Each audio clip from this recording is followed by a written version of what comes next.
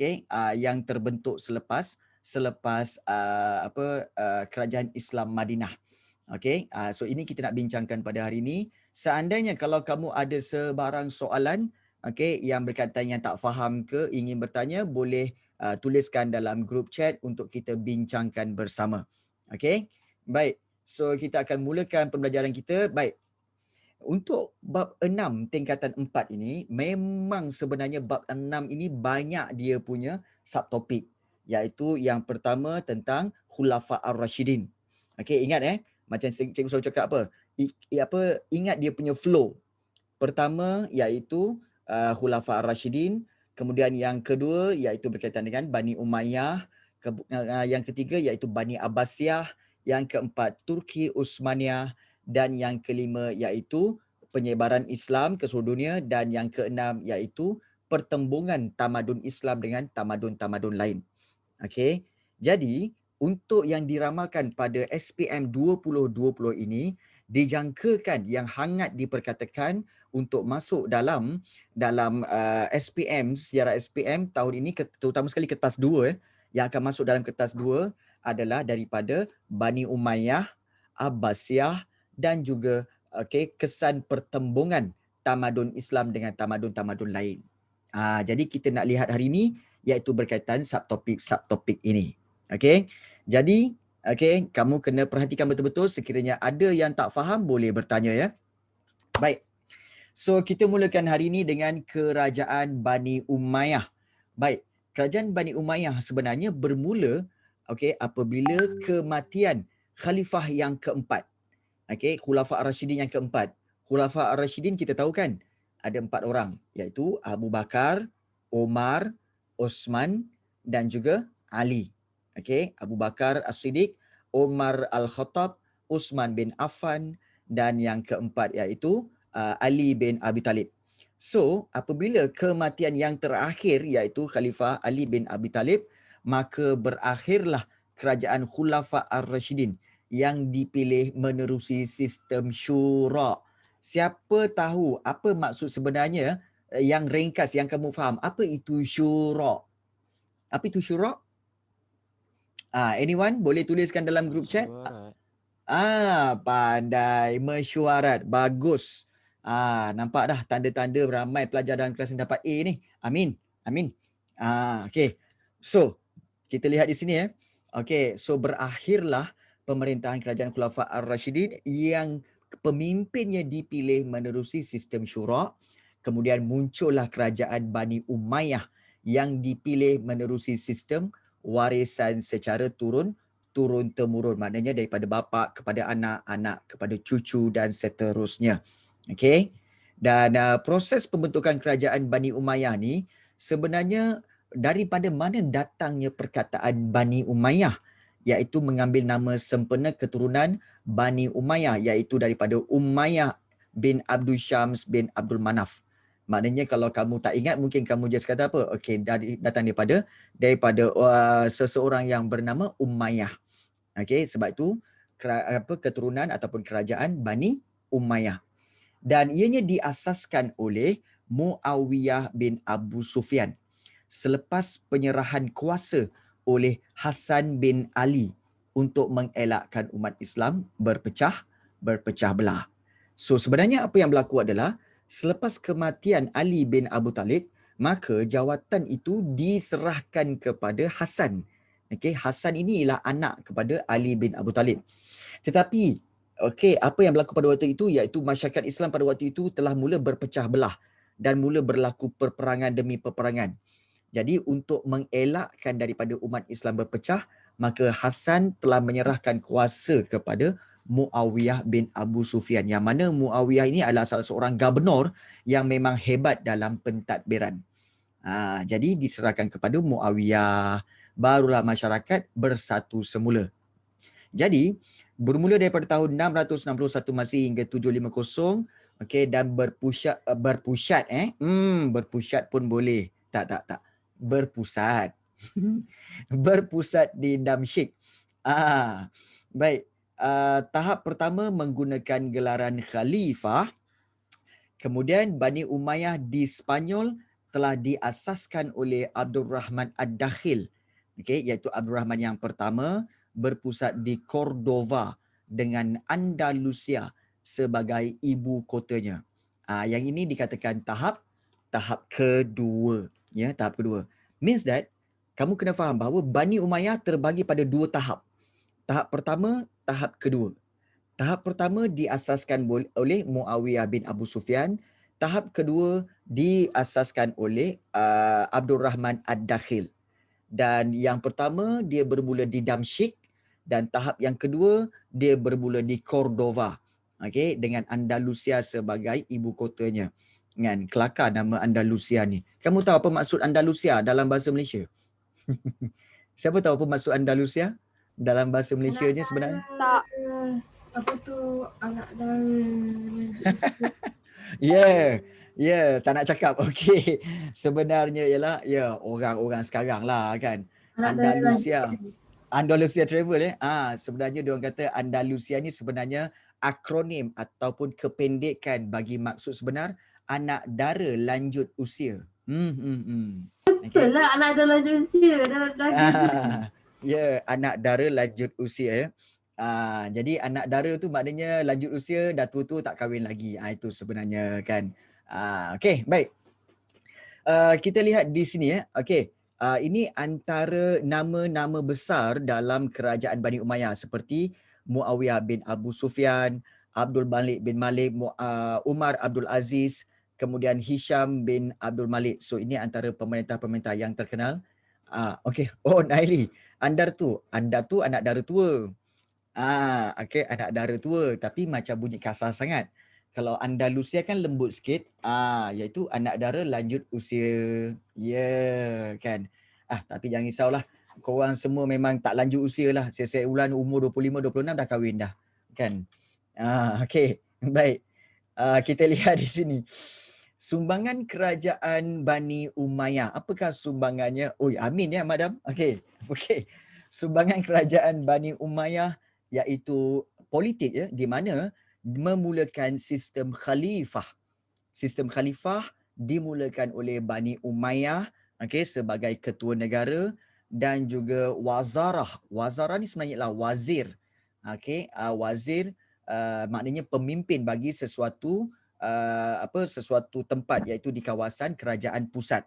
Mengetuai pentadbiran negara di kerajaan pusat dan setiap daerah pula diketuai oleh gubernur. Kemudian mereka ada sistem urus setia. Urus setia ni di mana beberapa orang pegawai dilantik untuk menguruskan rekod, surat menyurat dan sebagainya.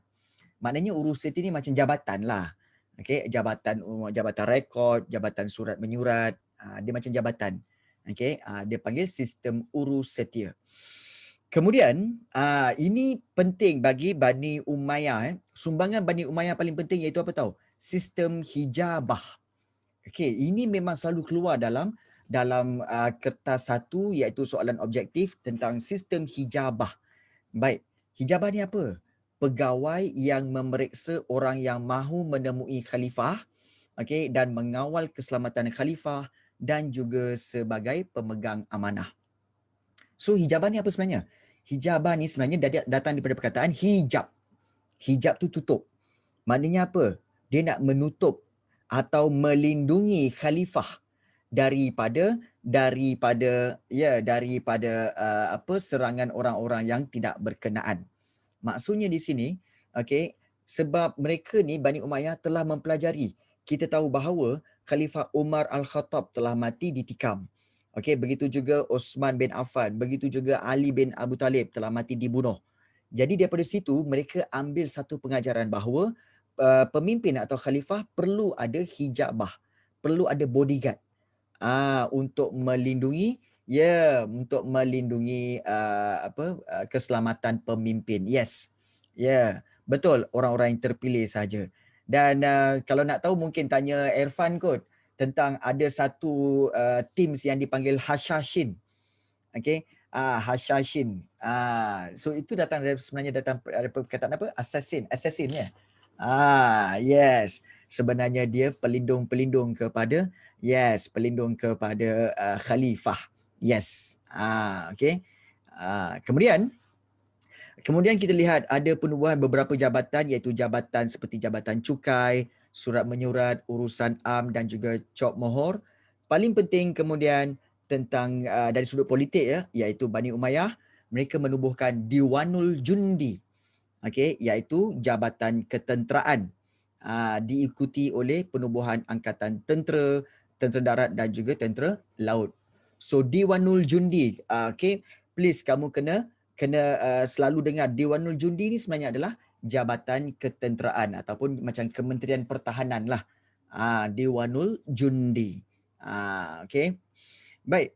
So jika kita lihat di sini, okey, Kota Basrah semasa tahap pertama, Kota Basrah menjadi pusat ilmu pengetahuan dan lahirlah tokoh-tokoh ilmuwan seperti Khalil bin Ibnu Ahmad, pakar bahasa, okey, dan juga Sibawaihi, iaitu pakar Nahwu Arab. Jadi Basrah dan Kufah, dua bandar ini, okey, menjadi pusat pengajaran dan penyebaran.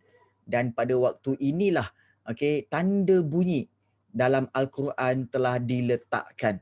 Okey, sebelum tu maknanya apa tahu? Al-Quran ditulis tanpa ada baris. Sekarang ni dah ada tanda baris. Orang dulu-dulu, orang Arab dulu tak ada tanda baris, boleh baca Quran. Orang sekarang dah ada tanda baris, kan? Tak nak baca Quran. Okey, baik. Okey. Nahwu Arab tu sebenarnya adalah seperti grammar bagi bahasa Arab. Ada grammar lah. Okey. Dari sudut sastra kita ada Jamil, Jarir, Farak dan juga Umar bin Abi Rabiah. Ini tak perlu diingatkan sangatlah. Okey. Tapi banyak usaha-usaha untuk menterjemahkan buku-buku Yunani ke dalam bahasa Arab. Okey. Kemudian daripada sudut sains dan perubatan, Ibnu An-Nafis menghasilkan karya Asy-Syamil fi Sinaat Al-Tabibiyah, iaitu menerangkan teknik pembedahan dan perawatan selepas pembedahan. Dan di sinilah pembinaan hospital pertama semasa pemerintahan Al-Walid bin Abdul Malik dan juga pembinaan hospital penyakit kusta yang pertama pada zaman Khalifah Umar bin Abdul Aziz. So sebenarnya kesimpulannya sebenarnya Bani Umayyah tahap pertama ni banyak melakukan perkembangan ilmu. Okey, banyak menyumbang kepada perkembangan ilmu dan juga perkembangan dari sudut politik. Jadi kalau kita lihat di sebelah kanan tu, itulah dia tokoh-tokoh agama seperti Urwah, bin Az-Zubair, Ibnu Shibah Az-Zuhri, kemudian ada Ibnu Jarih, Hasan Al-Basri, dan berlaku perkembangan pesat pada zaman Umar, Abdul Aziz, di mana ilmu fiqh dan usuluddin semakin berkembang dengan kemunculan puak Murjiah dan juga Mu'tazilah. Ini ada puak-puak tertentulah.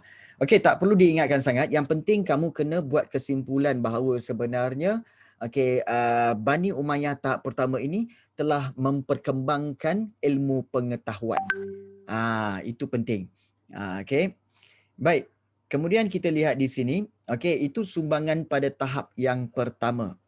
Kemudian apa yang berlaku adalah kerajaan Bani Umayyah kalau kalau tak silap cikgu telah runtuh, Bani Umayyah tahap pertama telah runtuh kerana diserang oleh Parsi kalau tak silap cikgu. Diserang oleh Parsi. Dan itu menyebabkan hampir semua kaum keluarga kerajaan Bani Umayyah telah dibunuh. Tetapi Abdul Rahman Ad-Dakhil berjaya melarikan diri dan mengasaskan pemerintahan yang seterusnya, iaitu kerajaan Bani Umayyah tahap kedua. Okey, baik, cikgu perbetulkan balik. Sebenarnya Bani Umayyah tahap pertama itu sebenarnya telah diserang oleh orang Parsi, tetapi sebenarnya dia bermula akibat daripada gerakan Abbasiyah. Gerakan Abbasiyah menentang Bani Umayyah ini dan mereka telah berjaya menjatuhkan kerajaan Bani Umayyah dan banyak pemimpin-pemimpin Bani Umayyah pada waktu itu telah pun dibunuh. Jadi pada waktu itu Abdul Rahman Ad-Dakhil telah melarikan diri ke Cordova dan memulakan kerajaan Bani Umayyah tahap kedua. Baik, Abdul Rahman Ad-Dakhil ni, kalau kita lihat Okey, dia menggunakan dalam kerajaan Bani Umayyah tahap kedua memulakan gelaran Amir. Dan kebanyakan pemimpin-pemimpinnya menggunakan gelaran yang sama, iaitu Abdul Rahman yang pertama, Abdul Rahman kedua, Abdul Rahman ketiga dan Abdul Rahman keempat menggunakan gelaran Abdul Rahman. Okey. Baik. Apakah sumbangan kerajaan Bani Umayyah pada tahap kedua? Okey, banyak. Especially pendidikan, di mana penubuhan pusat pengajian tinggi di Cordova, Spanyol. Sampailah Tunku Abdul Rahman. Yes. Okey, kenapa pemimpin guna gelaran? Okey, kerana gelaran yang pertama itu mungkin membawa kepada maksud yang baik. Okey, maksud yang baik. Dan juga sebagai menghormati pengasasnya. Macam tu. Macam tu juga kalau kita lihat seperti Sultan Kelantan ya. Sultan Kelantan, kalau kita tahu Sultan Kelantan sekarang ni bernama sebenarnya Raja Faris Petra. Tetapi dia menggunakan gelaran Sultan Muhammad yang keempat ke yang keenam, macam itulah. Dia menggunakan gelaran Sultan Muhammad. Jadi itu memang telah dibiasakanlah sehingga ke kerajaan-kerajaan alam Melayu. Okey. Baik. Dari sudut pendidikan ya, sumbangan kerajaan Bani Umayyah tahap kedua iaitu pusat pengajian tinggi di Cordova dan ianya berkembang menjadi pusat ilmu pengetahuan di Eropah. Ada perpustakaan oleh Al-Hakam yang kedua dan terbentuknya 17 buah pusat pengajian tinggi, 70 perpustakaan di Andalusia. Penubuhan pusat-pusat terjemahan, terjemah karya tokoh Yunani ke dalam bahasa Arab. Kemudian Cordova terkenal sebagai pusat kegemilangan ilmu dan jambatan pengetahuan antara dunia Islam dan Eropah. Yes, ada 17 universiti. Yes. Lebih kurang macam negara kita lah. Negara kita pun lebih kurang 17, 18 juga kan universiti. Universiti awam. Banyak. Okey. Cikgu doakan selalu supaya korang semua 40 orang ni, 41 orang semua ni masuklah universiti. Okey, universiti awam. Supaya kamu akan menjadi para pemimpin. Amin, para pemimpin di Malaysia ini. Okey. Baik. Kemudian kita lihat memberi faedah kepada masyarakat Eropah dan orang Islam juga dapat menimba ilmu dari karya Eropah. Okey. Apa tu Ziz? Kau jangan tanya cikgu, cikgu tak tahu benda tu. Okey. Kemudian kita lihat sumbangan dari sudut ekonomi iaitu penubuhan Baitul Mal. Okey, Baitul Mal. Okey. Dalam bab ini kamu akan mendengar ada dua Baitul ni. Baitul Mal dan Baitul Hikmah. Ya. Baitul Mal ni maknanya adalah seperti rumah keuangan ataupun kat Malaysia ni macam bank negara lah. Okey, dia membuat kutipan-kutipan cukai apa semua dan dikumpulkan setempat untuk kegunaan kerajaan. Itu Baitul Mal. Kalau Baitul Hikmah adalah rumah untuk apa? Rumah untuk ilmu di mana ada pusat penterjemahan kat situ. Ya, okey. Itu sebenarnya tentang ilmu. Baitul Maqdis. Baitul Maqdis tu adalah kita punya kiblat yang pertama. Okey, kiblat yang pertama ya. Sebelum bertukar kiblat kita ke Mekah. Itu Baitul Maqdis. Baik.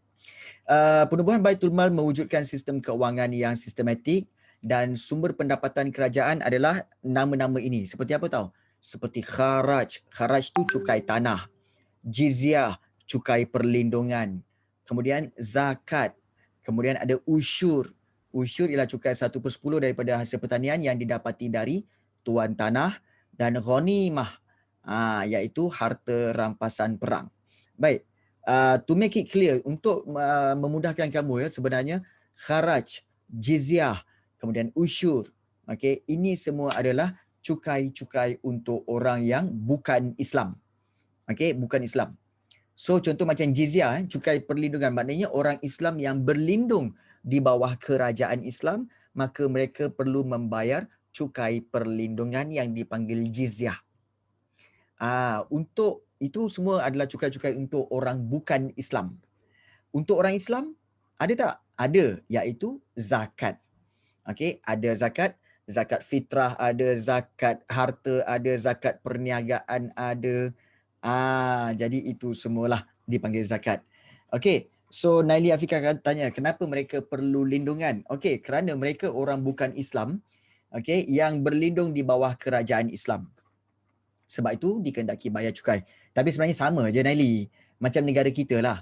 Okey, negara kita semua orang kena bayar cukai. Tetapi hanya orang Islam saja yang kena bayar zakat. Kan? Kena bayar zakat.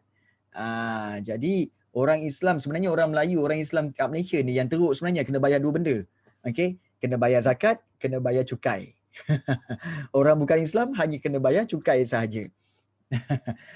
Nampak tak kat situ ya? Jadi itu sebenarnya. Ya, belum lagi GST ya. GST tak ada lagi dah kan? Jadi itu yang berlaku. Okey. Baik.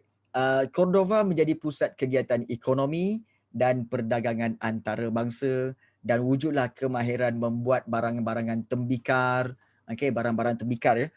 Kemudian barang-barang perhiasan dari perak dan emas, memproses kulit dan membuat senjata, adanya sistem saliran untuk kegiatan pertanian dan ada penyelidikan untuk mendapatkan benih yang bermutu tinggi. Baik. Salah satu yang uniknya tentang kerajaan Bani Umayyah tahap kedua ni iaitu ketinggian seni bina yang ditunjukkan di Masjid Cordova ini. Kita pernah pergi masjid ni kan? Kita pernah pergi ya. Cikgu bawa kamu terbang pergi ke Spanyol. Terbang pergi ke Spanyol. Kita pergi ke Masjid Cordova tu. Okey, ada seni bina yang amat menarik, menaranya tinggi 36 meter, kubahnya beralas dan berukir, ada 1253 tiang yang diperbuat daripada marmar. Masjid ini diterangi dengan 4700 buah lampu, memerlukan 11 tan minyak setahun. Jadi itulah dia kehebatan kerajaan Bani Umayyah tahap kedua. Okey, secara kesimpulannya sumbangan kerajaan Bani Umayyah tahap kedua adalah berkaitan dengan sumbangan daripada penterjemahan, okey, dan juga adanya sistem-sistem cukai dan juga dalam seni bina. Namun, okey, bagaimana jatuhnya kerajaan Bani Umayyah sama ada di Damsyik ataupun di Cordova, iaitu kerana mengabaikan ajaran Islam. Pemimpin dah abaikan dah ajaran-ajaran Islam. Okey, kemudian ada pemilihan khalifah secara warisan, itu menyebabkan adanya warisan-warisan yang menjadi pemimpin itu bukanlah orang yang baik untuk menjadi pemimpin. Okey. Tak semestinya kalau bapa tu Perdana Menteri, anak dia pun boleh jadi Perdana Menteri yang baik. Kan? Contohnya ada di okey, tak boleh cakap. Okey, baik. Okey, tak boleh cakap. Kan? Censored. Tak boleh cakap bukan apa kan, lepas ni kan video ni naik ke YouTube, sekarang sensor pula, mampus. Okey, tak pasal-pasal je. Okey. Ada. Okey. Ada. Setiap pemimpin kita ada sumbangannya. Ada sumbangannya ya. Okey. Baik. Okey, siapalah tu agaknya. Okey, baik. Dalam chat tak censored. Ni nak bercakap ni. Kan? Kena censored off record. Okey, bahaya. Baik, kemudian berlaku penentangan dari dalam dan luar negara, diskriminasi terhadap golongan mawali. Ya, tak sebenarnya bapa Ustaz Anak Alim. Alamak, Aziz, kan? Kau ni cakap cikgu ni. Kan? Tak semestinya bapa Ustaz Anak Alim. Aziz? Okey. Kena terasa cikgu. Kan? Terasa cikgu. Bukan apa, arwah ayah cikgu dulu adalah pengetua sekolah agama pengetua sekolah agama. Kan? Ingatkan anak jadi ustaz. Rupanya anak rockers. Ajar sejarah. Sudah. Okey, baik. Okey. Baik. So, diskriminasi terhadap golongan mawali, okey, dan juga barbar. Okey. Golongan mawali. Mawali ni sebenarnya apa? Ingat lagi tak? Apa maksud mawali? Apa maksud mawali? Golongan mawali. Orang Islam yang bukan keturunan Arab. Betul Kamal Hafiz. Okey, mawali ialah orang Islam beragama Islam yang bukan keturunan Arab. So kita ni semua, kita ni orang Melayu ni, bermakna kita ni orang mawali lah sebenarnya. Sebab kita bukan keturunan Arab. Tak tahulah kalau Maidini orang Arab ke ataupun mungkin Kamal Hafiz orang Arab ke, tak tahulah. Kan? Okey. Kemudian ada juga golongan barbar. Golongan barbar ni kata Sab Cikgu adalah golongan-golongan daripada Parsi juga ataupun golongan daripada Mongol kata Sab Cikgu mana satu, yang mana mereka ini datang sinilah, daripada sinilah perkataan barbarian keluar ya. Okey. Oh, Mak Sharifah. Okey. Baik. Kemudian Cikgu was barbarian refer to. Barbarian okey. refer to siapa? Barbar? Barbarian tu refer pada siapa? Barbarian. Barbarian tu sebenarnya adalah satu istilah yang diletakkan kepada kelompok orang-orang yang is a general term lah sebenarnya. Okey, tapi barbar ni merujuk kepada orang-orang yang hidup pada zaman Bani Umayyah ni sebenarnya ya. Bani Umayyah sebenarnya. Okey. Viking, barbarian ni adalah sifat yang ganas sebenarnya. Sifat orang-orang tertentu, suku kaum tertentu yang ganas. Barbarian. Okey. Baik. Yes. Okey, terima kasih banyak. Banyak info tu. Okey. Baik, kemudian bukan. Okey, mereka tidak mendapat jawatan dalam kerajaan dikenakan cukai yang tinggi dan pemimpin-pemimpinnya telah mengabaikan tanggungjawab terhadap rakyat. Macam sekarang je. Okey, baik tak apa. Pun off record juga kan. Sebab rakyat tengah menghadapi COVID dan juga banjir, sibuklah nak berebut jawatan. Okey. Macam sekarang ya. Okey, baik tak apa. Okey. Jangan banyak-banyak. Okey, siapa pemimpin tu? Adalah kan. Ya, orang Islam lah. Okey. Baik. Oh, Bani Umayyah ni. Okey.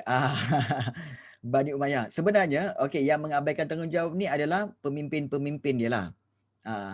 Okey, pemimpin-pemimpinnya lah yang mengabaikan tanggungjawab. Okey. Baik. Tamat sahaja kerajaan Bani Umayyah tahap pertama.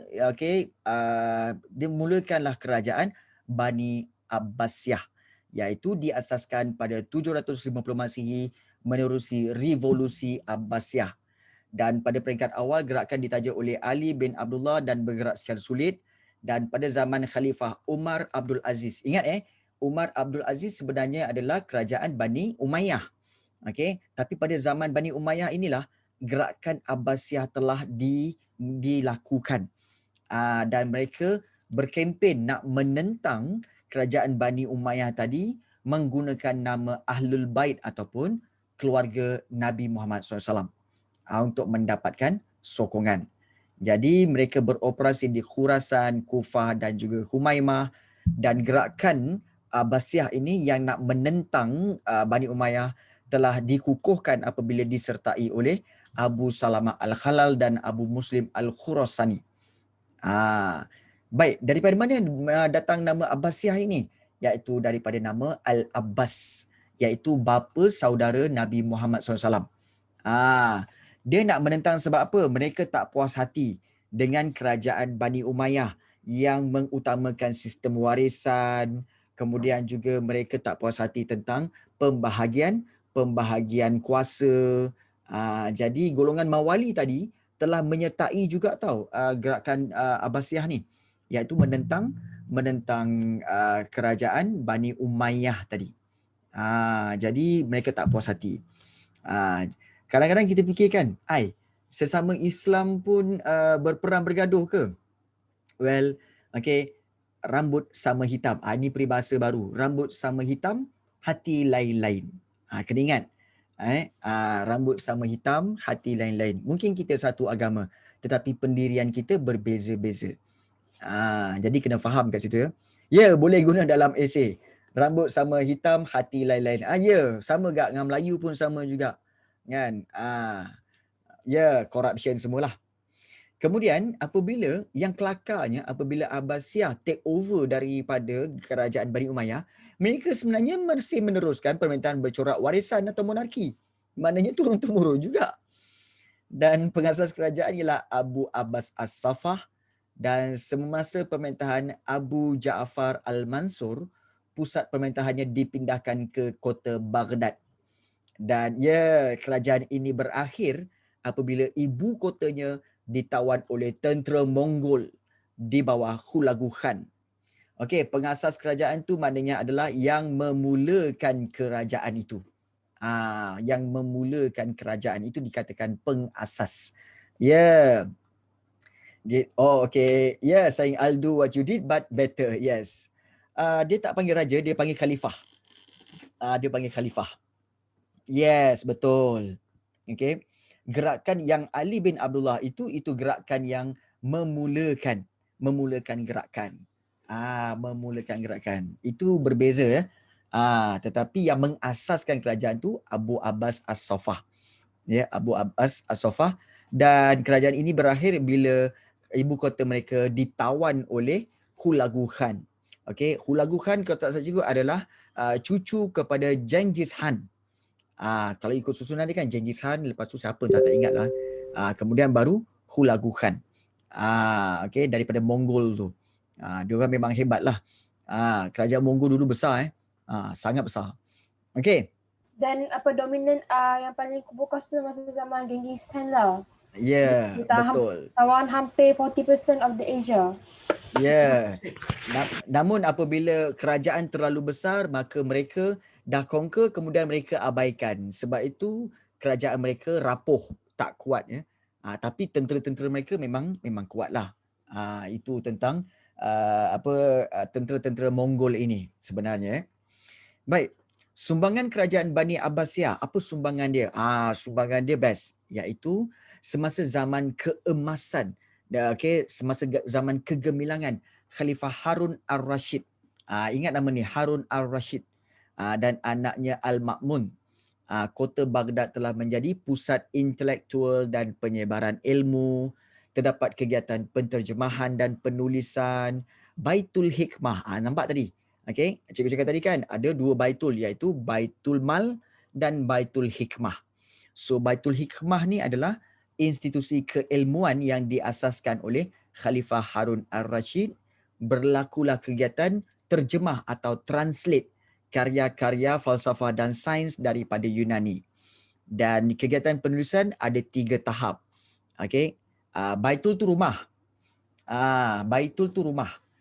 Okey, siapa yang ajar bahasa Arab dia tahulah. Baitul tu rumah. Okey. Jadi kalau kita lihat tahap 1 iaitu mencatat segala idea atau percakapan. Tahap yang kedua, kumpulkan idea yang serupa atau mengumpul hadis Nabi. Dan kemudian tahap ketiga, mengarang. Dan ia lebih teliti untuk dicatatkan bab demi bab. So, itu proses penulisan yang dilaksanakan semasa zaman yang ada Baitul Hikmah ini dalam kerajaan Bani Abbasiyah. Dan adanya golongan-golongan ulama dalam penulisan, contohnya Imam Malik, penyusun buku Al-Muwatta. Al-Muwatta. Imam Malik kita tahu, salah satu yang telah dijadikan sebagai mazhab Maliki. Kita ada, kalau Islam biasanya ada 4 mazhab kan. Maliki, Syafi'i, Hanafi dan apa lagi satu lupa pula. Hanafi. Hanafi, yes. Itu sebenarnya. Okey. Baik. Kemudian ada juga tokoh-tokoh seperti Ibnu Ishaq, iaitu penyusun sejarah hidup Nabi Muhammad SAW. Abu Hanifah, penyusun fiqh dan pendapat ijtihad. Dan ada banyaklah munculnya imam-imam seperti Imam Abu Hanifah, Imam Malik, Imam Syafi'i, Imam Ahmad bin Hanbal. Inilah dia. Imam Malik, Maliki. Imam Syafi'i, mazhab Syafi'i. Imam Ahmad bin Hanbal, iaitu mazhab Hambali. Jadi itu dia. Kemudian terdapat pemisahan ilmu tafsir, ilmu sirah dan ilmu hadis, terjemahan bahan daripada bahasa Sanskrit, Surani dan juga Yunani, dan tokoh Islam telah membuat pembaharuan dalam karya-karya yang diterjemahkan. So berbangkit kepada kebudayaan dunia dengan memelihara warisan ilmu, meningkatkan kegiatan penyelidikan hingga sampai ke Eropah dan melahirkan zaman pemulihan budaya atau Renaissance di Eropah. Yes. Sebenarnya kalau kita belajar dalam bab 9 tingkatan 4, iaitu ada zaman iaitu perubahan di Eropah tu kan. Okey. Jadi kalau kita lihat ada satu bahagian tu iaitu Renaissance, iaitu zaman Renaissance, di mana itulah dia Zaman Renaissance bermula dengan apabila orang-orang Eropah mengambil ilmu-ilmu daripada Bani Abbasiyah. Jadi bermakna Renaissance itu telah tercetus kerana mereka mula menghargai ilmu-ilmu yang diambil daripada kerajaan Bani Abbasiyah. Yes, okay. Jadi di situ sikap terbuka dalam penerimaan ilmu memberi banyak faedah dan berlakulah percambahan dan perkembangan ilmu pengetahuan. Secara kesimpulannya, maknanya apa tahu? Munculnya kerajaan Islam sama ada Bani Umayyah ataupun Bani Abbasiyah, okey, sama ada tahap pertama ataupun tahap kedua, semuanya kerajaan-kerajaan Islam ni mementingkan apa? Perkembangan ilmu pengetahuan. Okey, dan kerja-kerja okey dalam mempercambahkan ilmu pengetahuan itu. Betapa kalau kita lihat orang-orang Islam sangat menghargai ilmu.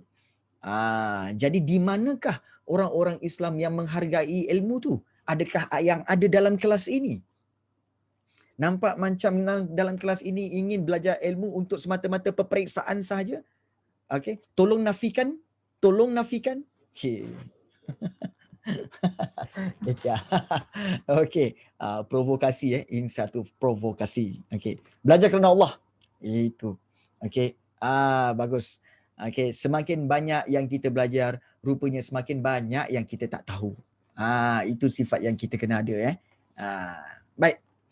Kemudian pertembungan tamadun Islam dengan tamadun lain di dunia. Bertembungnya tamadun Islam dengan tamadun lain iaitu kalau kita lihat di Mesopotamia ataupun Parsi yang sekarang ini dipanggil sebagai kerajaan di negara Iraq dan Iran. Ya, Mesopotamia dan Parsi ni, Iraq dan Iran ni sekarang Okey. Kalau kita lihat perluasan kuasa kerajaan Islam ke Baghdad menyebabkan berlakunya pertembungan tamadun Islam dengan tamadun Parsi. Itu yang berlaku. Kalau di Mesir dan Yunani ataupun Rom semasa pemerintahan Khalifah Umar, Amru al-As, telah menakluki Mesir dan waktu ini bertembunglah tamadun Yunani Rom yang sudah bertapak di Mesir dengan tamadun Islam. Itu pertembungan-pertembungan yang berlaku. Begitu juga di Eropah di mana kerajaan Bani Umayyah menakluki Qairawan di utara Afrika dan tiba di pantai Spanyol menyebabkan berlakunya pertembungan tamadun Islam dengan tamadun Eropah. Kesimpulannya bahawa sebenarnya pertembungan-pertembungan tamadun Islam dengan tamadun barat yang lain adalah akibat daripada perluasan kuasa. Perluasan kuasa menyebabkan bertembungnya tamadun Islam dengan tamadun lain. Yes, kita lihat di sini bagaimana cara pertembungan itu. Pertama, kerana perdagangan dan perniagaan. Orang-orang Islam dulu memang suka berdagang dan berniaga. Even Nabi Muhammad sendiri terlibat dalam aktiviti perniagaan ke Syam, Syria. Dan Nabi Muhammad pernah berkata bahawa 9 daripada 10 punca rezeki adalah daripada berniaga. Jadi kamu berniagalah punca rezeki. Jadi kalau kamu nanti apabila selepas grad ke apa semua kan, kalau kamu tidak ada pekerjaan, tidak boleh bekerja di mana-mana, mulakan dengan berniaga. Kerana Nabi pun berniaga. Baik. Ya, skill cepat kaya jangan. Baik, untuk kamu kita off record jap. Cikgu terfikir sebenarnya untuk kamu semua sekiranya kamu berminat untuk menjadi tutor untuk subjek sejarah, boleh jadi cikgu punya protege lah. Cikgu boleh melatih kamu untuk menjadi guru-guru sejarah. Dan kamu boleh, kalau ada skill untuk mengajar sejarah, kamu boleh ajar sejarah, dan kamu boleh buat perniagaan iaitu mengajar sejarah. Dapat mewarisi tanjak terpulang. Cikgu terfikir juga kalau siapa-siapa yang berminat nak menjadi guru sejarah secara profesional, kalau perlu, cikgu boleh melatih. Jadi kamu bukan protege, cikgu protege, kamu apprentice. Kamu jadi apprentice cikgu. Skill mengajar. Semua tu cikgu kena bagilah. Macam monarki, turun-temurun. Yes. Skill ni siapa lagi cikgu nak bagi? Bagi pada korang lah macam Jedi. Kan. Kalau ada yang berminat, PM cikgu ya. Kalau yang berminat. Alright. Baik. Kita lihat. Okay, Nabi Muhammad SAW terlibat dalam aktiviti Math the Tanjak be with you. Okay. Okay. Tak, bukan. Saya cuba ajar orang mesti dia tak faham. Belum tentu lagi. Belum cuba lagi tu. Okay. Nabi Muhammad terlibat dalam aktiviti perniagaan ke Syam dan penguasaan Islam terhadap Teluk Parsi, Laut Merah dan Timur Mediterranean telah mewujudkan perdagangan jarak jauh dan menyebabkan berlakunya pertembungan tamadun Islam dengan tamadun lain. Maknanya, pertembungan itu berlaku akibat perdagangan dan perniagaan. Dan awal abad ke-7 Masih, orang Islam telah menetap dan berdagang di Canton, China, menyebabkan berlakunya pertembungan tamadun Islam dengan tamadun Cina. Sebab itu ada peribahasa Arab, dia kata apa? Okay, menuntutlah ilmu sehingga ke China. Menuntutlah ilmu sehingga ke negara China. Jadi itu peribahasa Arab. Maknanya apa? Okay, galilah ilmu tu walaupun sampai jauh mana sekalipun. Jadi itulah. Okay, baik. Kemudian itu dari sudut pertama, cara pertembungan, perdagangan dan perniagaan. Hubungan diplomatik yang kedua. Okay, di mana untuk mendapatkan pengetahuan tentang cara hidup, cara berfikir, cara mentadbir tamadun luar.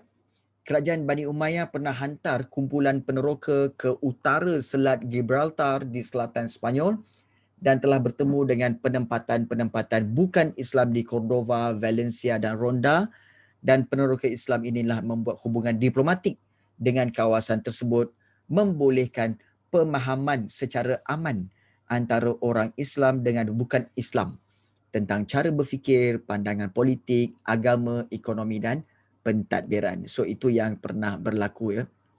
Kemudian itu hubungan diplomatik. Seterusnya macam biasalah kita tahu penaklukan dan ketenteraan, di mana penguasaan terhadap Iraq dan Iran, maka Islam telah bertembung dengan tamadun Parsi, kedua-dua tamadun saling mempengaruhi. So penaklukan ke atas Mesir dan Afrika Utara menyebabkan Islam bertembung dengan tamadun Rom. Apa beza Iraq dengan Iran? Okey, beza. Okey, dua negara yang berbeza. Okey, dua negara yang berbeza dan kedua-dua negara ini pernah berperang sesama mereka ya. Sesama mereka. Yes. Dah 90 kot, 90-an. Ya, pada tahun-tahun 80-90-an.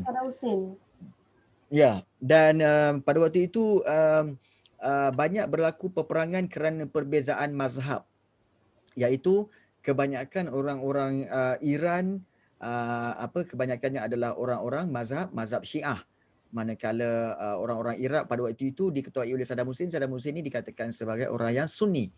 Jadi pertembungan dua mazhab ini menyebabkan berlaku peperangan. Okey. Okey, macam Australia dan Austria. Itu jauh. Australia di Jerman, dia macam Jermanian. Australia Austria kat Jerman. Yes, Australia kat pulau. Jauh. Austria sebenarnya dia Jermanian. Yeah. Dia sama dengan Switzerland dengan Germany. Dia kalau nak lebih kurang sama kan, dia nak betul-betul lebih kurang sama, dia macam orang Malaysia dengan Indonesia lah.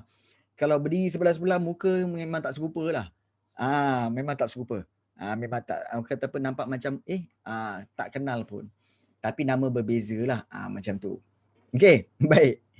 Kebudayaan, di mana satu lagi cara pertembungan iaitu kemasukan Islam ke Sepanyol membawa kepada kemunculan kebudayaan baru di mana bahasa Arab menjadi bahasa utama di Sepanyol. Okey, semasa zaman Umayyah di Cordova. Yes. Okey. Dan lahirlah golongan Mozarab. Okey.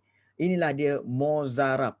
Okey, Mozarab iaitu apa? Orang tempatan beragama Kristian tetapi mengamalkan kebudayaan Islam dan berbahasa Arab.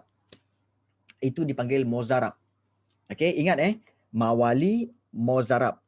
Okey, Mozarab ialah orang tempatan yang beragama Kristian. Orang tempatan maknanya orang tempatan di Cordova tu agama Kristian, tapi amalan kebudayaan adalah kebudayaan Islam dan mereka boleh berbahasa Arab.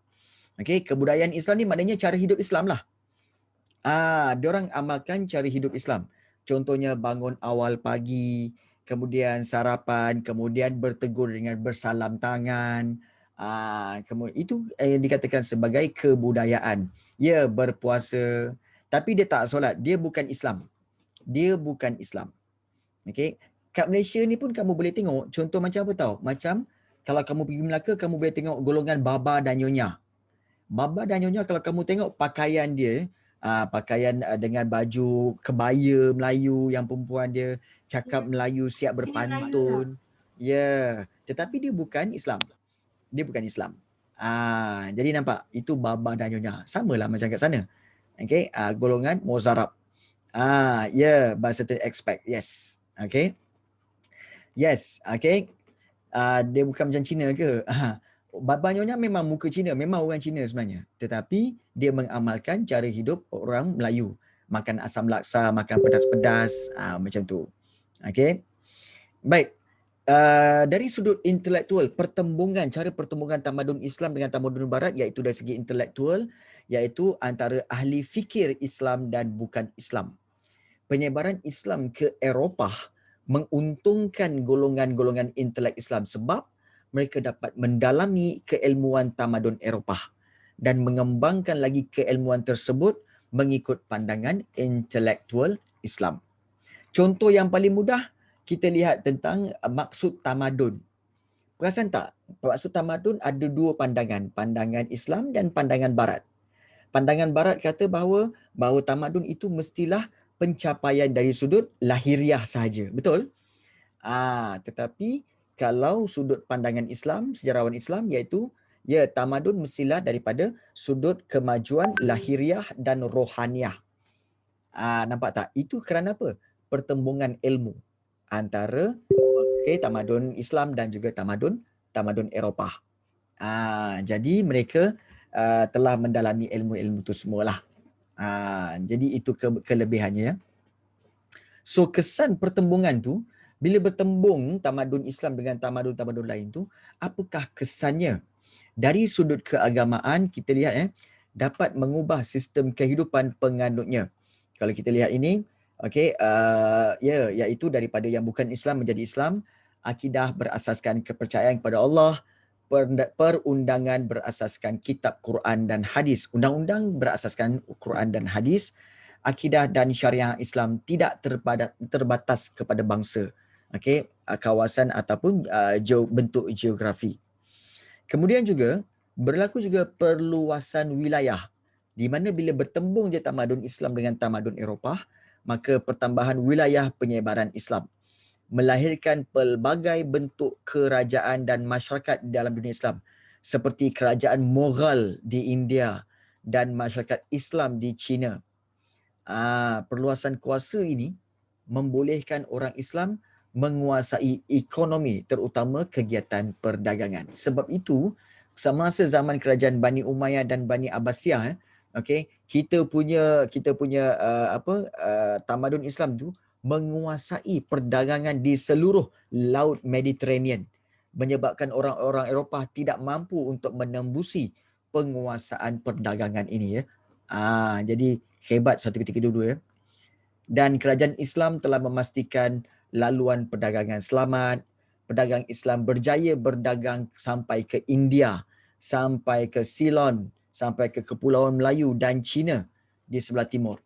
Dan ke barat pula sampai ke Spanyol, selatan Perancis, Armenia sampai selatan Gurun Sahara. Pedagang Islam pun menguasai perdagangan di Laut Merah, Laut Mediterranean, Teluk Parsi, Lautan Hindi dan Laut Cina Selatan. Tu kalau kamu pernah tengok cerita Sinbad. Sinbad tu kan? Sinbad tu kan adalah salah seorang sebenarnya berasaskan daripada pahlawan Islam. Yang menguasai laut. Itu sebenarnya. Pedagang-pedagang Islam dulu ya. Hebat dulu. Dan Istanbul merupakan pusat aktiviti perdagangan dan perniagaan yang terletak di kedudukan yang strategik sebagai jambatan antara dunia timur dan dunia barat. So itu dari sudut perdagangan. Hebat orang-orang dulu ni ya. Hebat. Kemudian dari sudut organisasi sosial, kalau kita lihat di mana mempengaruhi pertembungan ini telah mempengaruhi penyelarasan undang-undang yang sama. Maknanya bila bertembung je tamadun Islam dengan tamadun Eropah, maka tamadun Eropah pun membuat undang-undang yang lebih kurang sama seperti tamadun Islam. Dan perkembangan pendidikan dengan membangunkan kurikulum ya berasaskan agama, bidang sains, matematik dan teknologi, especially pada zaman Abbasiyah, para pelajar ditempatkan di institusi pembelajaran Islam dan wajib mempelajari ilmu mantik, ilmu matematik, geografi, sejarah. Sejarah Cikgu, Ah, ilmu manti tu apa? ilmu mantik itu ilmu hikmah, di mana ilmu hikmah ni adalah ilmu yang tinggi yang mana ilmu berfikir lah, sebenarnya ilmu berfikir. Itu tak ada dalam dia tingkat-tingkat kamu ni tak belajar benda-benda ni. Ilmu berfikir tu kebiasaannya setelah dewasa baru kamu dapat fahami ilmu belajar. Macam falsafah, yes. Macam falsafah. Okay. Apa PJ? PJ tak ada. Diorang tak ada PJ.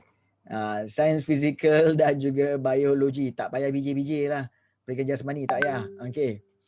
Orang Islam mempengaruhi tata tertib kehidupan harian. Orang Islam, okay, melalui mempengaruhi tata tertib kehidupan harian melalui cara berpakaian, cara berfikir, bertutur, berdagang dan juga berpolitik. Malah orang bukan Islam mengamalkan cara hidup Islam dengan bertutur bahasa Arab, berpakaian seperti orang Islam tanpa paksaan. Maksudnya apa? Maksudnya mereka sangat menghormati dan kagum dengan orang-orang Islam. Kagum dengan, bukan kagum dengan pakaian semua, tapi kagum dengan cara pemikiran. Cara pemikiran. Diorang pun pakai tudung, diorang pakai niqab. Diorang pakai niqab, tutup. Okay. Dan itu zaman itu ya. Dan kalau kita lihat tata susila kehidupan harian orang Islam mempengaruhi kehidupan harian orang Eropah. Okay, hingga ke zaman pertengahan, zaman Renaissance. Kalau kita lihat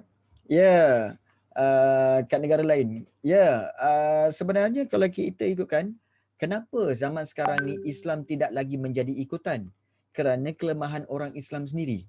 Di mana orang Islam kita sendiri sebenarnya banyak yang cuba nak berbangga-bangga meniru kehidupan barat. Padahal orang barat suka brainwashkan yang orang timur. Dan mereka menganggap mereka orang barat lah yang lebih baik, sentiasa lebih baik daripada kita.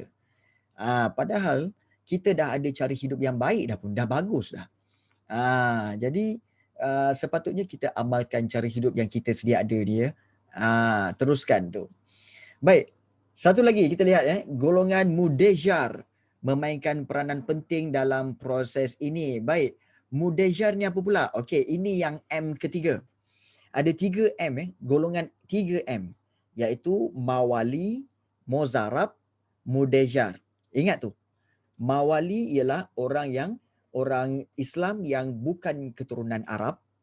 Orang Mozarab iaitu orang beragama Kristian tetapi mengamalkan kebudayaan dan cara hidup orang Arab, orang Islam. Kemudian Mudejar. Mudejar ialah orang-orang Islam. Okey, orang-orang Islam yang sebenarnya duduk atau tinggal di kawasan pemerintahan bukan Islam. Ini terbalik. Mudejar ialah orang-orang Arab, orang Islam yang tinggal di kawasan pemerintahan orang bukan Islam. Itu Mudejar. Jadi kena faham. Okey, kena faham. Hafal saja tapi tak faham tak guna. Kena faham. Okey, Mawali, Mozarab, Mudejar. Itu sebenarnya. Baik. Kemudian kita lihat juga pertembungan-pertembungan ini antara lain iaitu kalau kita lihat seperti satu lagi kesan pertembungan iaitu kesenian di mana Masjid Cordova menggambarkan keindahan. Yes, betul Naili. Okay, menggambarkan keindahan seni ukir dan seni bina Islam di Sepanyol. Masjid Sultan Ahmad ataupun Masjid Biru di Istanbul itu juga tanda kesenian Islam yang tinggi. Istana Alhambra di Granada juga menunjukkan kesenian Islam yang tinggi. Dari sudut pengembaraan, ramai cendekiawan Islam mengembara dan meneroka di luar naungan Islam. untuk menambah ilmu pengetahuan. Contoh Ibnu Battuta. Ingat nama ni. Ibnu Battuta, dia seorang pengembara dan mengembara ke China, India dan Afrika. Beliau membuat catatan semasa pengembaraan dan amat dihargai oleh sejarawan sekarang. Sebab apa? Betapa tepatnya fakta-fakta tempat yang dilawati itu. Okey. Kemudian Al-Maskudi ke China, Parsi, India dan Timur Afrika serta Ibn Fadlan mengembara ke utara Eropah pada abad ke-12. Ibn Fadlan. Ibn Fadlan inilah yang sebenarnya dalam cerita dia telah membantu orang-orang Vikings untuk menentang golongan-golongan yang dipanggil sebagai man-eaters. Golongan-golongan yang makan orang. Ibn Fadlan ni pergi sana dan akhirnya ada orang-orang tertentu yang telah masuk Islam kat sana. Yes, cannibal. Yes. Itu sebenarnya. Baik. Zaman Rom je ni. Itu zaman dulu Ahmad Ram. Zaman dulu. Man eater tu sebenarnya adalah orang-orang asli yang memang man eater lah. Yang mana mereka tu masih lagi apa? Tak sempat rasanya Muiz, tak sempat. Okey, baik. Kesan pertembungan tamadun yang terakhir dari segi ilmu pengetahuan, di mana membolehkan cendekiawan atau bijak pandai bertukar pendapat antara satu sama lain semasa perluasan kuasa Islam, dan orang Islamlah menterjemah karya-karya penulis Greek seperti karya-karya Aristotle, Plato, Galen dan juga Hippocrates. Cendekiawan Islam utamakan proses kumpul maklumat dan teks penulisan. Serta penubuhan Baitul Hikmah untuk meningkatkan proses perkembangan perterjemahan semasa zaman Khalifah Harun al-Rashid, dan juga kemunculan kebudayaan keilmuan yang tinggi di kalangan orang Islam bermula dengan menterjemah karya-karya bukan Islam. Maknanya apa? Belajar daripada buku-buku orang Islam. So tak ada masalah kalau kita belajar daripada buku-buku yang bukan Islam, tak ada masalah. Antara nama yang terkenal ialah Ibn Sina. Dan dia adalah ahli falsafah, ahli perubatan, dan dia menghasilkan buku tentang falsafah iaitu Al-Mantiq, dan Isnameh dan juga Uyun Al-Hikmah dan Mujiz Kabir wa Saghir. Buku perubatan. Ibn Sina sebenarnya terkenal dengan buku perubatan seperti Asy-Syafa, Qanum dan juga Sadidiyah. Dan kebanyakan buku perubatannya telah digunakan di universiti Eropah hinggalah abad ke-19. Ibn Rushd, seorang lagi ahli falsafah Islam, ahli perubatan dan astronomi, pernah menjadi qadi. Tahu qadi? Qadi ni adalah tuan qadi, iaitu juru nikah lah. Juru nikah. Tulisan yang terkenal ialah Tahafud At-Tahafud, Mabadi Al-Falasifah dan Muwafaqati Al-Hikmah wa Syariah. Ideanya banyak menekankan ilmu akal dan mantik. Ilmunya telah menjadi rujukan di barat dan mempengaruhi pemikiran Eropah yang membawa kepada zaman Renaissance. Itu nampak betapa tingginya pengaruh sejarawan-sejarawan Islam dulu, ahli-ahli ilmuwan Islam dulu ya. Itu belum kira lagi dengan Zakaria Ar-Razi, tokoh ilmu perubatan. Begitu juga dengan Az-Zahrawi. Kemudian ada Al-Khawarizmi, Al-Battani, Abu Ishaq, Al-Biruji, Al-Bitruni, ilmu matematik dan astronomi. Al-Farabi, Al-Miskawih dan juga Al-Mawardi, serta Ibn Sina, Al-Kindi, Fakhraj al-Din, Ar-Razi, Ibn Rushd dan Imam Ghazali. Maknanya banyak sumbangan-sumbangan ilmuwan Islam. Adakah kita dalam kelas ini akan ada orang-orang yang bergelar ilmuwan dalam kelas kita ini? Adakah mungkin? Ya, mungkin ya. InsyaAllah. Ramai-ramai harap-harapnya adalah ilmuwan-ilmuwan yang muncul daripada kelas ini ya. InsyaAllah. Okey, baik. So dengan itu, dengan kesan pertembungan tamadun dari sudut ilmu pengetahuan ini, maka berakhirlah satu ulang kaji berkaitan dengan kerajaan-kerajaan Islam, iaitu daripada bab yang ke-6. Jadi, Cikgu buka kepada apa juga soalan. Okey, selama mana kamu nak tanya, silakan tanya. Ya, kesusastraan tu. Kenapa kesusastraan tu? Silakan. Tak bincang lagi. Yang mana kesusastraan? Okey. Kesusastraan tu apa? Ya. Cikgu nak tanya, Ya. takut macam mana nak ingatkan, sebab takut ada yang sebab takut soalan tanya pasal yang susah-susah macam muzarab, yang tu semua tu lah macam mawali, so takut kalau so takut nak hafalkan tu macam sabut. Okey. Baik. Bagus soalan tu. Okey. Sebenarnya, okey.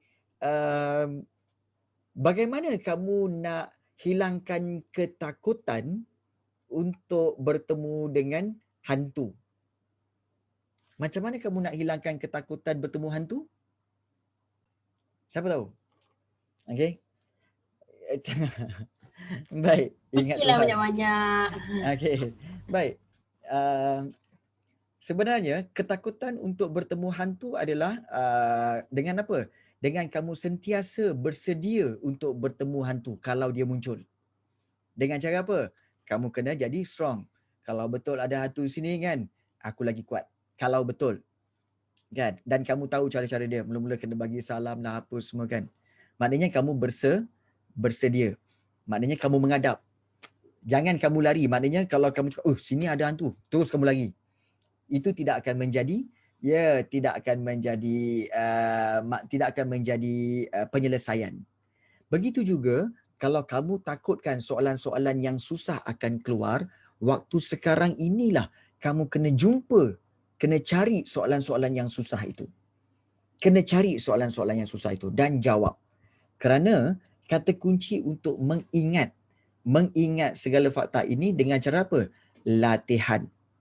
Dan seperti mana yang cikgu bagi tahu, latihan kamu bukanlah latihan seperti dalam peperiksaan. No. Latihan yang kamu buat adalah berdasarkan latihan untuk kamu keluarkan fakta-fakta, okey, dan tulis semula. Kamu maknanya apa? Banyakkan latihan. Latihan. Jadi dia tidak ada satu formula. Kalau ada orang kata formula dia kalau nak ingat kharaj, okey, K kharaj, jizyah, zakat, usyur, G ghanimah. So kamu ingat apa? Okey, K, J, Z, U, G. Okey, kamu pun buat ayat lah. Okey, apa semua kan. Baik. Itu sebenarnya hanyalah sebagai satu tempelan sementara. Okey, pada cikgu itu tempelan sementara. Mungkin boleh digunakan, tetapi sebenarnya adalah lebih baik untuk kamu baca kemudian kamu buat latihan. Sebab dengan latihan itulah akan memberikan kekuatan ingatan kepada kamu. Jangan lari daripada soalan susah. Cikgu tahu ramai di antara kamu dapat soalan susah lari. Tak nak jawab. Okey, walaupun semasa buat latihan. Sebenarnya jangan lari. Kalau susah, soalan tu susah, kan cikgu cakap, rujuk kepada jawapan dan buat. Rujuk pada jawapan dan buat. Jangan abaikan. Kalau kamu abaikan tu yang kamu mula rasa, macam nak jawab soalan tu ya? Kan? Aku tak tahu macam soalan tu. Sebab kamu tak pernah jawab. Cuba jawab. Beranikan diri. Kalau kamu lari daripada soalan tu, nanti kalau jumpa balik soalan tu, kamu yang akan menyesal. Aku ada jumpa soalan ni, tapi aku tak pernah buat. Kan? Jadi kata kuncinya buat. Buat. Dan buat. Itu sebenarnya kata kunci. Okey. Baik, soalan lain. Silakan. Tadi, okey. Muiz tanya tentang kesusastraan. Sebenarnya kesusastraan tu sama. Okey. Kenapa dengan page 5? Kenapa dengan page 5? Kesusastraan itu. Okey, kenapa dengan kesusastraan ini?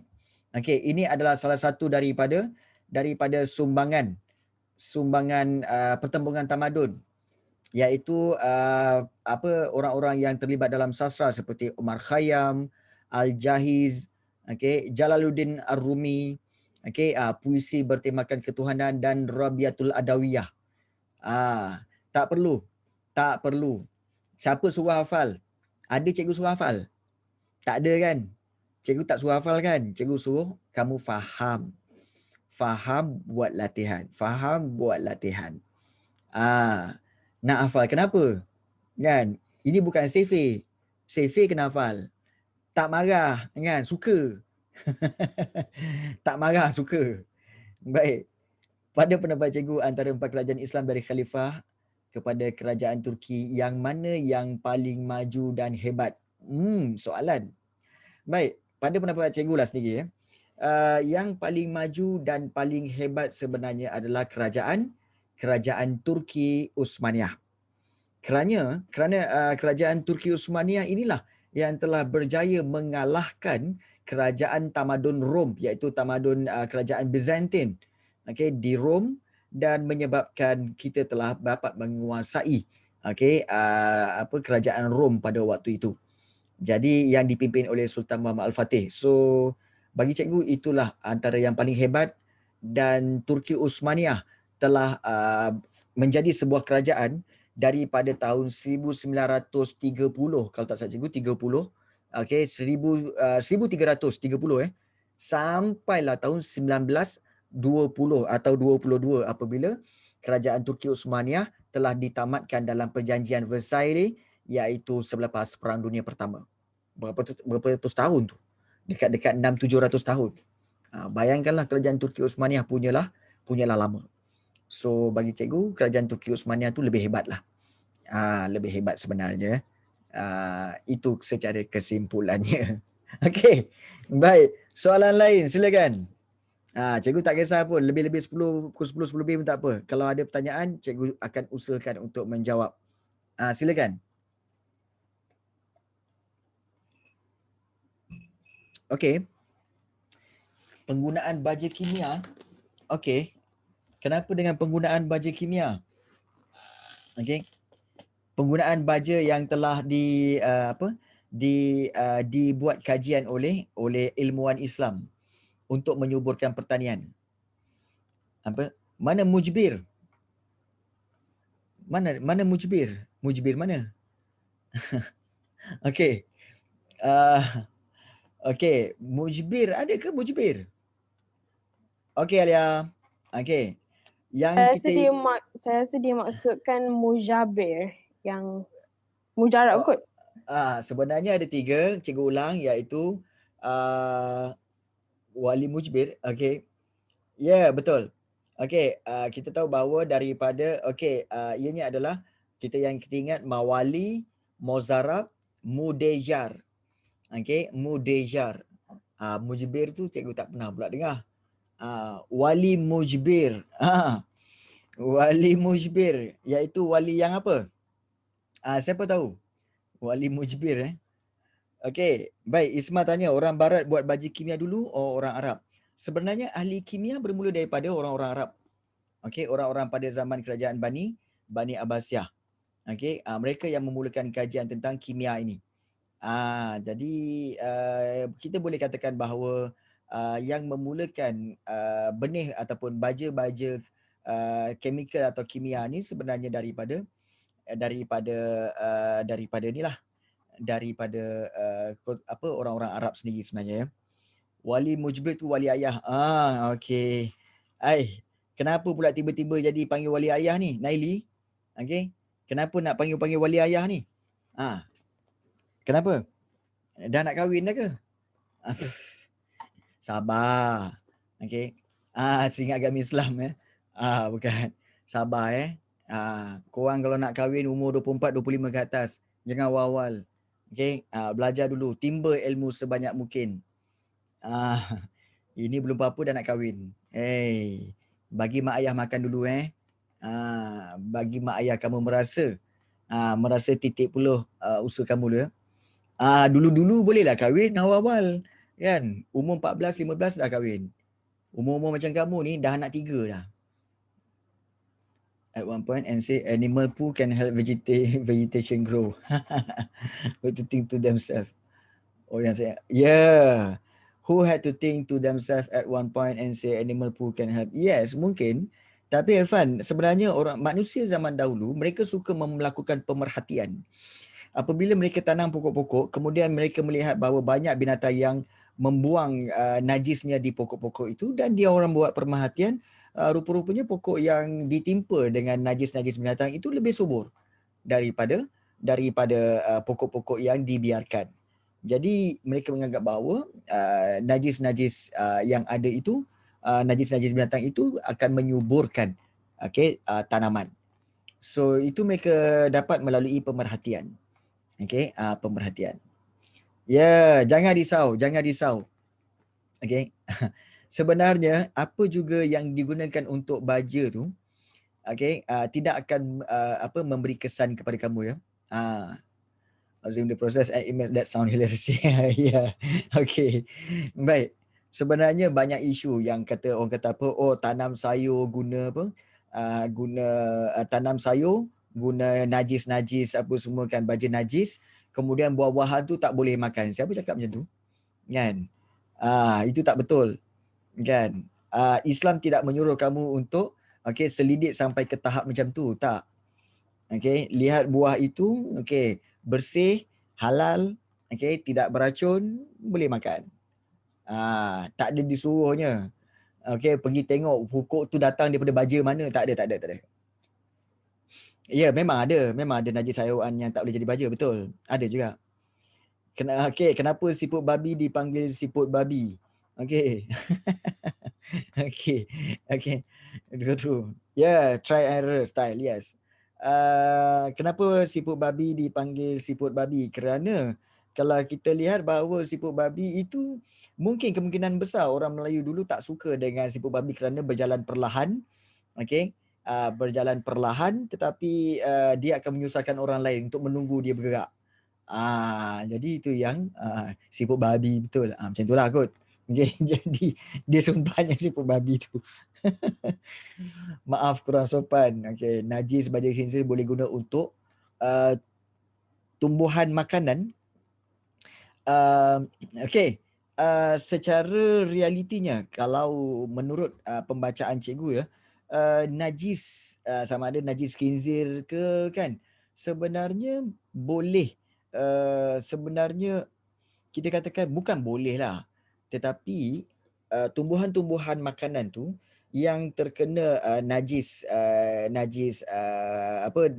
babi tu kan, pokok tu tak bersalah dan pokok tu boleh makan. Tetapi untuk kita gunakan najis babi tu untuk kepada pokok itu adalah tidak digalakkan lah. Tidak digalakkan, dikhawatiri kerana najis mughalazah. Tetapi pokok tu boleh makan. Pokok tu boleh.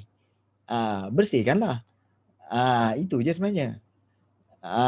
Jadi tidak ada orang kata apa, nanti zat-zat najis babi tu akan masuk ke dalam tumbuh-tumbuhan. Tak ada. Itu tak, Islam tak suruh pergi selidik sampai macam tu, tak. Islam tak suruh macam tu. Islam itu mudah. Islam itu mudah. Dia tak suruh menyusahkan rakyatnya, tak, ataupun menyusahkan umatnya, tidak. Kereta apa yang tak ada tayar? Apalah kau ni kan.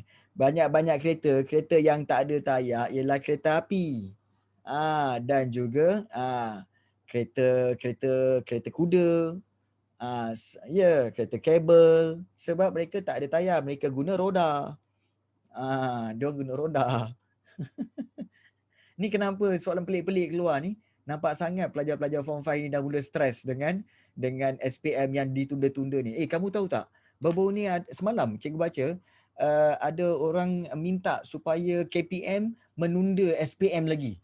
Ya Allah, cikgu cakap sudah-sudahlah tu. Kan? Ada orang yang kata apa, kerana apa COVID-19 ini begitu merebak apa semua, dia kata KPM tak bagus kerana apa? Kerana akan menjejaskan para pelajar SPM semua, so minta ditangguh. So cikgu rasa janganlah. Ada vote almost 50k. Kalau boleh biarlah habis cepat. Betul. Korang pun dah tak larat dah. Jadi orang-orang yang golongan-golongan special, SPM Pro Max, SPM Pro Max tak tahan tu. Mental ni nak rapuh tunggu SPM. Okay. But confirm. Okay. Cikgu tak tahulah. Cikgu sekolah kamu. Bateri lemah.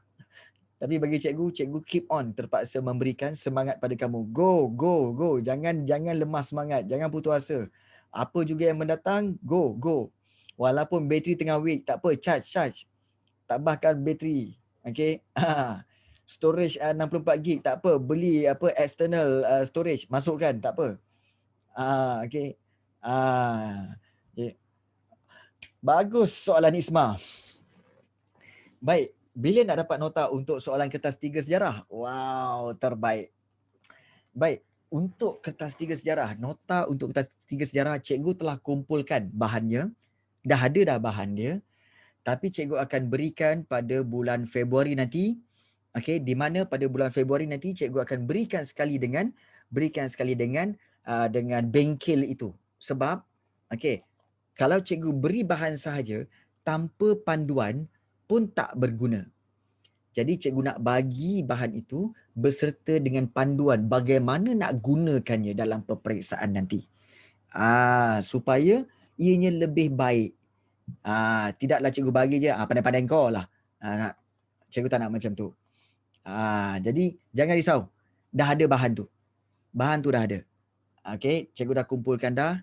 Okey, tinggal nak labelkan saja. Tapi ingat, sekarang kita ada berapa orang? 35 orang . Okey, ingat satu perkara . Cikgu harap kamu semua ada buku teks Form 5. Wajib ada buku teks Form 5. Okey, ada lagi tak? Ada. Okey. Belum pulangkan lagi kan?